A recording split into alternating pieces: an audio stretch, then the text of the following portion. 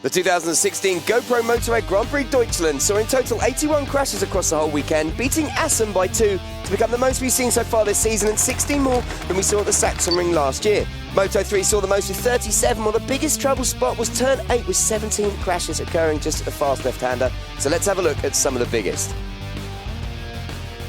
First up, this is the moment Sam Lowe's Moto2 title hopes took a dent as he went down at turn 1 during the race with 4 laps to go. It was actually Lowe's second crash of the race, having earlier gone down at turn 6, and as you can see from the onboard, he had no warning, with the front just going away from him under braking. Luckily, the British rider was unhurt.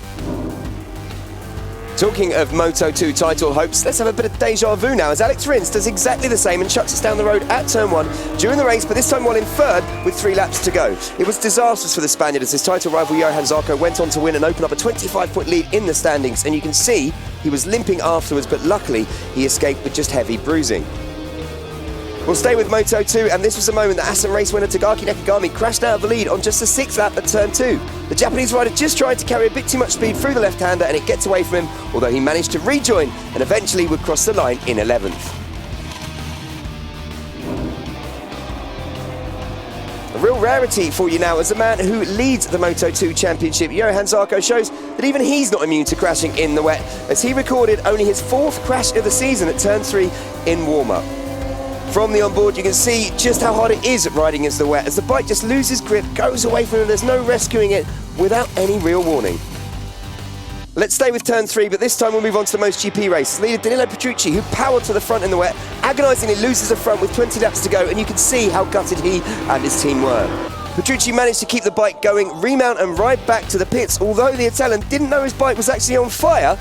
Well, he might not have been as casual. Now for a big one in MotoGP warm-up. Eventual race winner Marc Marquez had this scare as he tried braking on the white line into turn 8. Watch as we zoom in on the action. As soon as his rear hit the white line, it completely loses grip and Marquez is thrown from the bike, going for a rather nasty tumble through the gravel.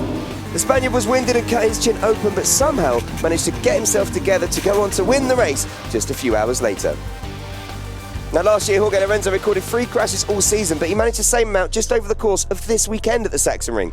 The first one coming in FP1 as he got caught out by a cold right-hand side of the tyre at turn 11. Luckily, the reigning champion was unhurt, but could only finish the race in 15th. To show that was no fluke, here is a carbon copy of the crash. This time, though, it's Maverick Vinales at FP2. The cold track temperatures on Friday seeing a number of riders being caught out by the fast off-camber turn 11, despite an asymmetric front tyre, as they turn right for the first time after a series of 7 left-handers. So that's your crash analysis from the Sachsenring. Up next is the Austrian Grand Prix on the 14th of August.